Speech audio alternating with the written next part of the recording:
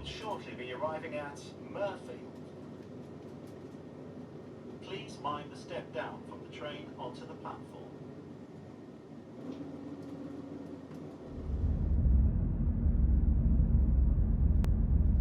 Good morning from Mirfield, and this is the start of the second episode of this three-part series exploring secrets of the Huddersfield line. I'm here at Mirfield in West Yorkshire, and in this episode we're exploring the stations between here and Mossley in Manchester. So this might get bumpy, but this is going to be a good episode.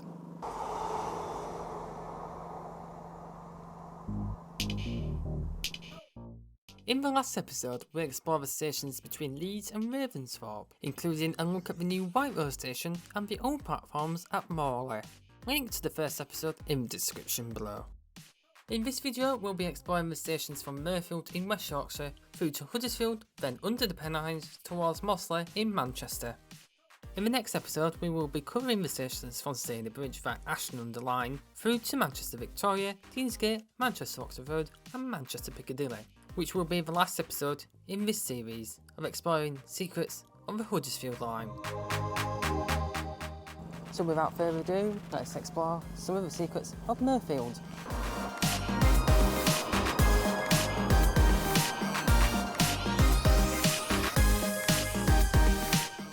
So here we are at the first station at Mirfield, which didn't receive the station originally when the line first came through here in 1840. It received its station 5 years later in 1845, but it was located just a bit further west from where the current day Mirfield is, and it was moved to the current day site here in 1866.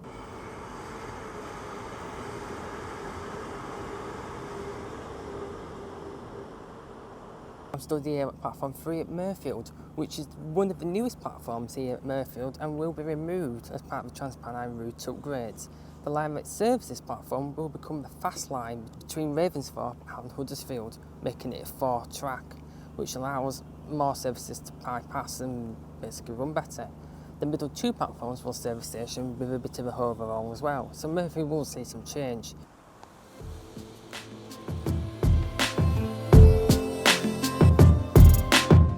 When walking from platform 3 to platforms 1 and 2 along the underpass on Station Road, you can see this mural created by the youth group Matrix, commissioned back in 2013, which was an initiative led by Kirklees Council and supported by Grand Central, Network Rail and Northern. And it is still here 10 years later with a colour changing light installation on one side of the road.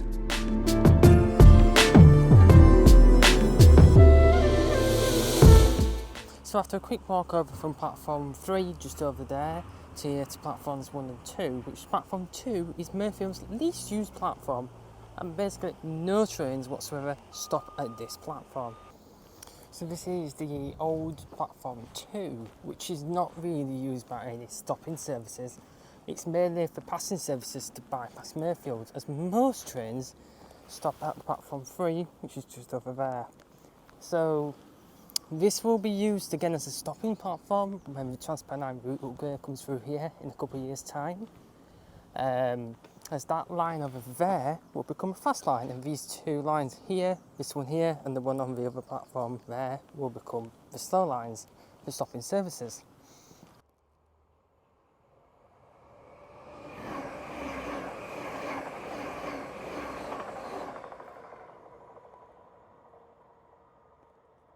So where I am stood is the original platforms 1 and 2 at Mirfield before platform 3 was built, and this used to have a hovel roof, which is similar to the one at Huddersfield, which is just further down the line here, and that was demolished in the 80s. It used to have a hotel and a waiting room and a cafe, I think, but that were all demolished in the 80s, so we just left with what we've got today, which is basically an open platform with trees overgrown. But actually it's still quite really nice here.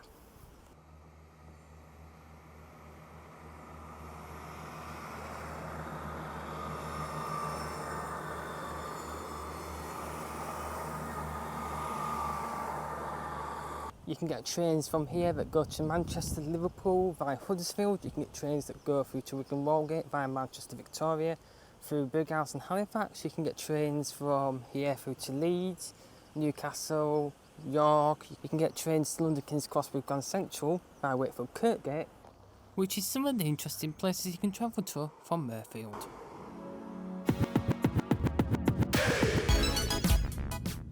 So we've explored Mirfield and its history, so let's move on to our next stop, which is Deighton.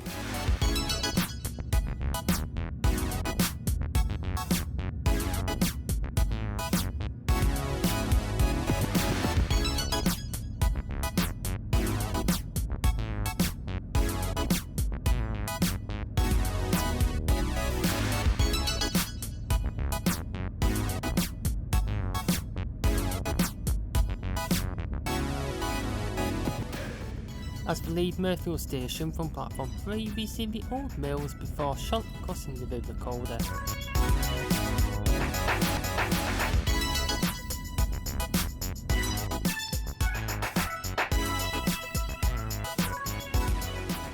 At Eton Lodge Junction, we briefly joined the branch line that heads up to the Calder Valley by Brighouse, which reopened in 2000 for peak time services after it was closed in 1970. However, we don't stay on this for long as we swiftly branch off to the left, heading towards Huddersfield.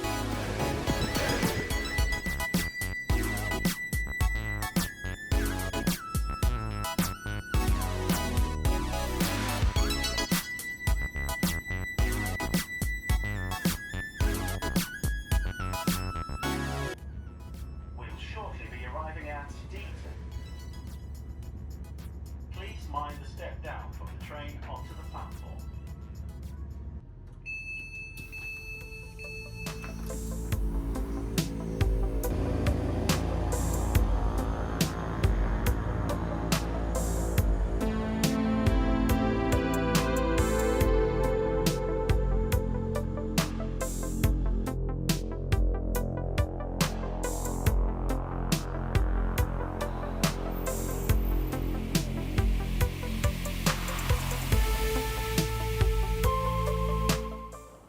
So here we are at the next stop down the line at Deighton, not Deighton, Deighton, D-E-Dun, Deighton.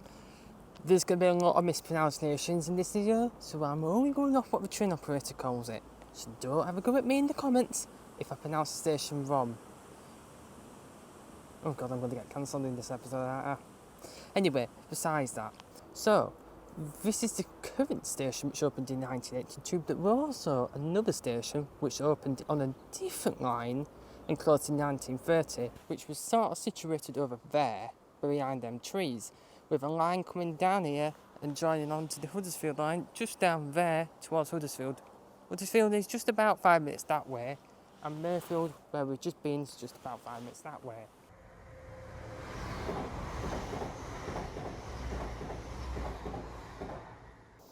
The other branch that came through Deighton started at Huddersfield, just opposite where platform 8 is today, and came up through here, branched off and round that way through the Spen Valley cycle path towards the Bradley Viaduct.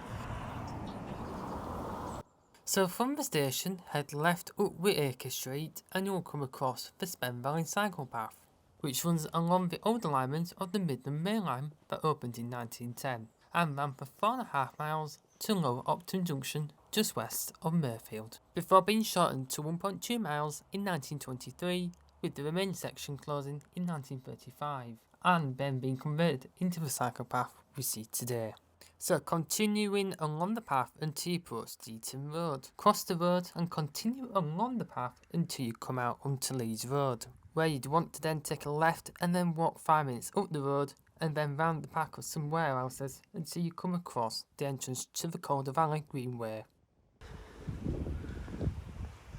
Walk over Colliery Bridge, which gives you a good train spotting point where you can see the single track line that branches off to join the line to Bradford by Brighouse.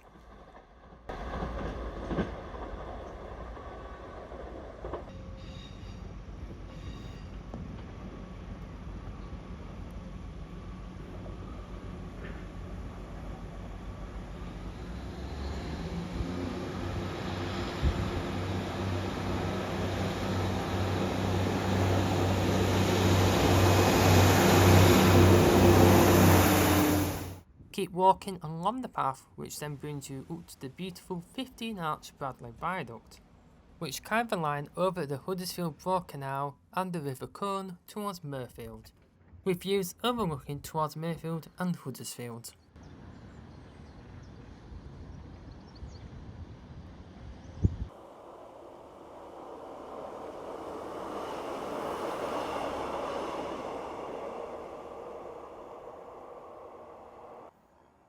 Please don't tell me I've got a train coming. Oh, for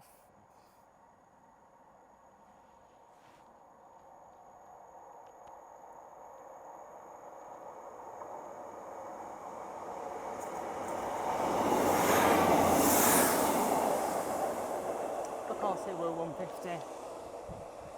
Right, I'm back at Deighton after exploring the old railway Huddersfield branch line. It's a bit of a tongue twister, isn't it? Finally got there. But you might not notice, but there's an archway there, and that is part of where the fast lines through Deighton are going to go through. And there was a bit of construction up where I've just been at the Bradley Viaduct, where you can see we're starting to excavate the area to put the new tracks in. So this is it for Deighton. We're going to head to Huddersfield, which is our next stop.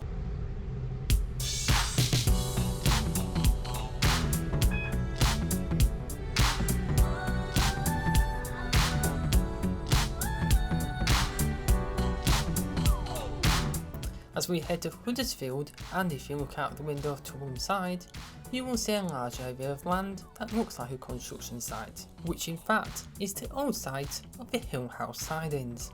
But back in November 2022, as they were excavating the land for the Trans-Pennine route upgrades, when they came across some foundations of the 19th century sidings, which were just buried below the surface. It is thought that the siding, which composed of train sheds and railway turntables, was used to house and maintain trains, as well as transport cattle, coal and other materials across the UK when the line was formed part of the Manchester and Huddersfield Railway 172 years ago.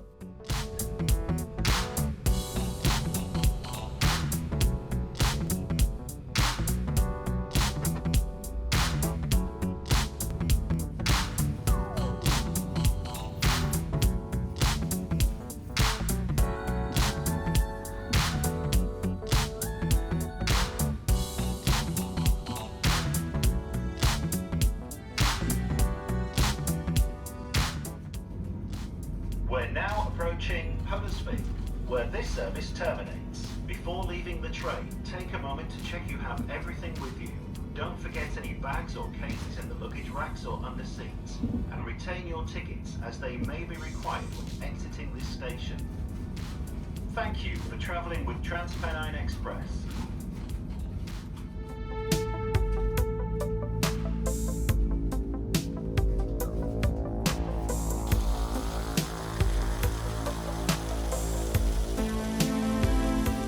Huddersfield Station opened in August 1847 and is a Grade 1 listed station.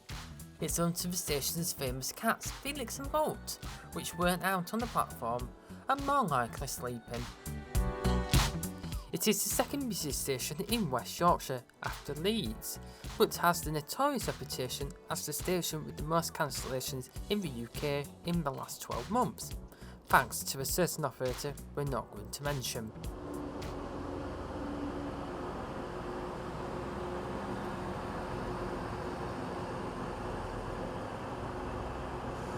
From outside the station on St George's Square, you can admire the beautiful neoclassical Victorian barcade, designed by the architect James Pritchard and built between 1846 to 1850, with numerous people highlighting it as one of the best railway stations in Britain. In the 1880s, the station was extended with the installation of the island platform with the overall roof. However, the roof did partly collapse on the 10th of August 1885, killing 4 people.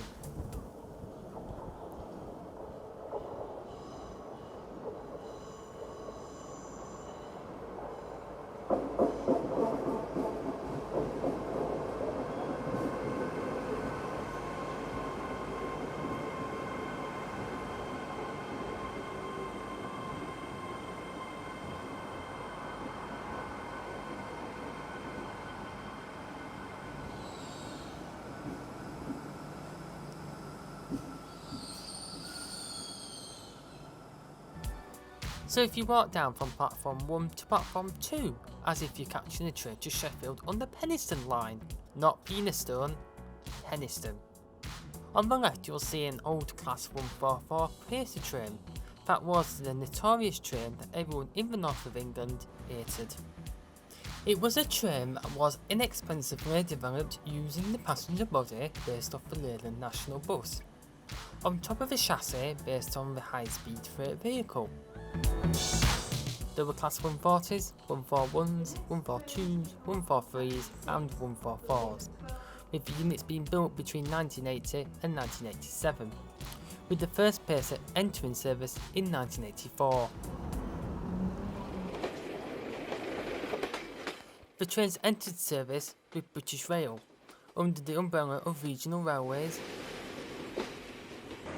Greater Manchester Passenger Transport Executive GMPTE, Tyne and Wear and Metro Train in West Yorkshire, to name a few, until privatisation of Britain's railways between 1994 and 1997. The last known pacer train in service was the Class 143, which was withdrawn from service in the middle of 2021 by Transport for Wales.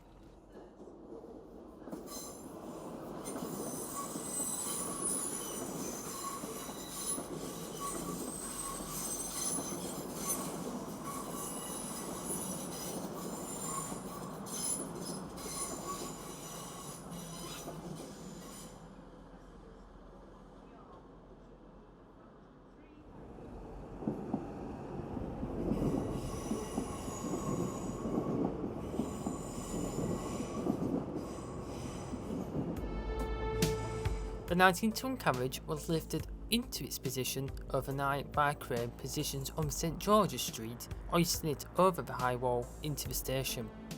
The train was delivered to Platform 1, which is a mental health charity, and was provided the rolling stock from Porter Brook, which claimed this train entered service in 1986. It travelled over 3 million miles across the network in its lifetime. It was installed with the help of Network Rail, who managed the logistics of putting it in place and also donated some railway sleepers for the pacer to sit on.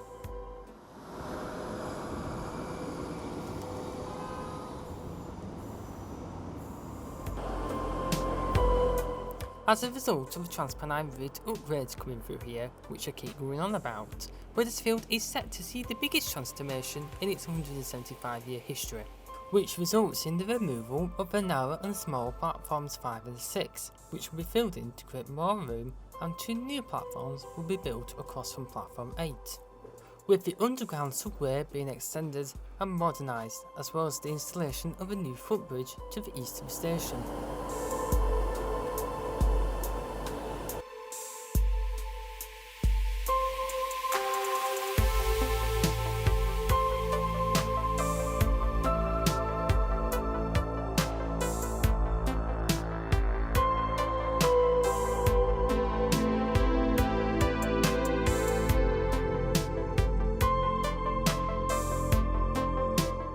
However, this is going to cause some major disruption to regular commuters of the station, with the station set to close for 2 32-day periods between 2024 and 2025.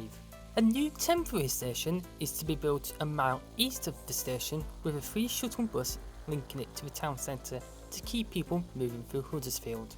Also, Kirklees Council wants to make the most of the once-in-a-generation investment to connect the Grade 2 listed St George's Warehouse with the station and the town centre. The building has been empty since the 1970s, and the land around it was used as a pay and display car park.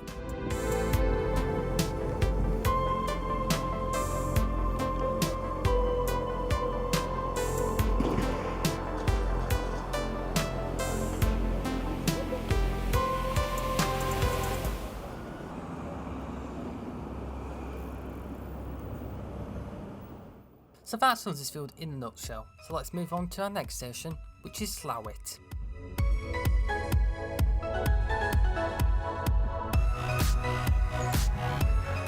As we leave Huddersfield station, we enter the Springwood Tunnel, which goes under the town centre before briefly coming out into the daylight to Springwood Junction.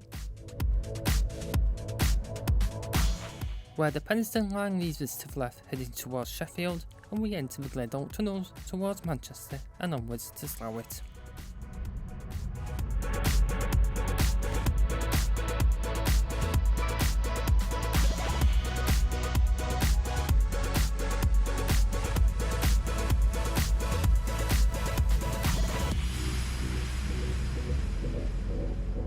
Shortly be arriving at Slaithwaite.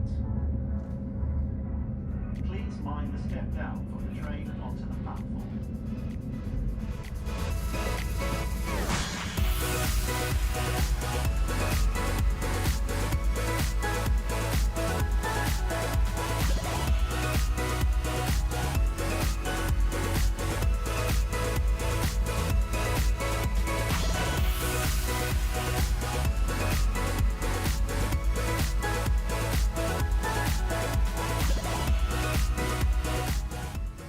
Here we are at Slaithwaite, which is just 4 miles west of Huddersfield, and we are now starting to get into the most scenic parts of the route as we start heading through the Pennines towards Manchester. And before we even get any further, how you pronounce it is Slaithwaite, not Slaithwaite.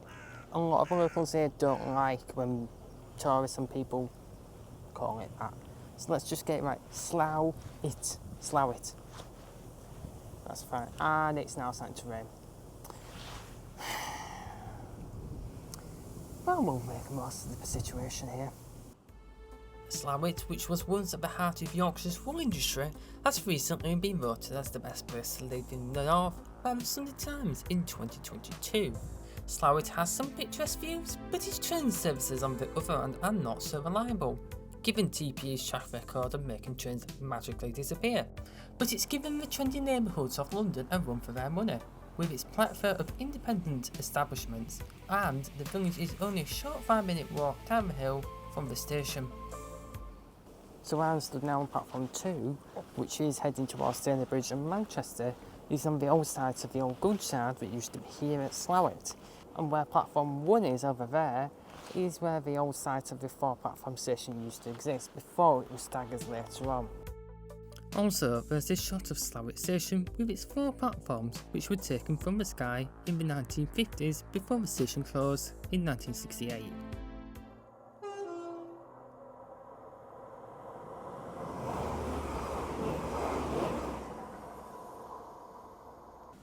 I'm just walking along platform 2 here at Slaithwaite, and it says, a light here, the Huddersfield Narrow Canal. Very few stations have a light for, but there we go.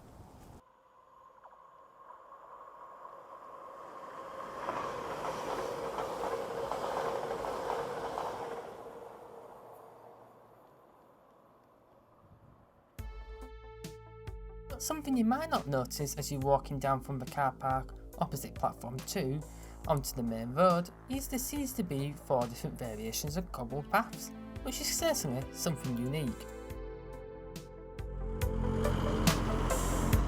So walking down Station Road onto Car Lane brings you to the Grade 2 listed Slaithwaite Viaduct, which is a 15-arch viaduct built in 2 halves between 1845 to 1886.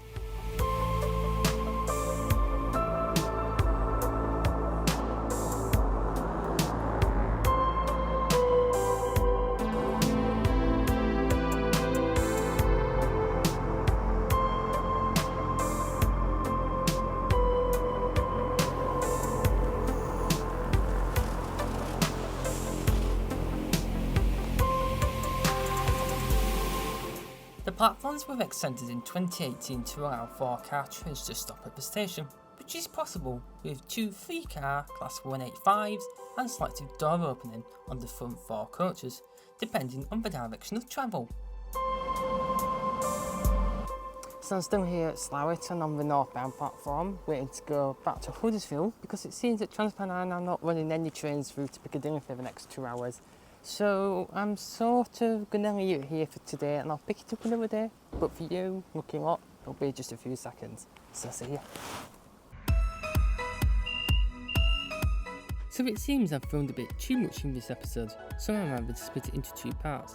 In episode 2 part 2, I'll be covering Marston and the Sandwich Tunnel, Mirfield and Mossley, so keep an eye out on YouTube for the episode 2 part 2 in a week or two. So until then, see ya.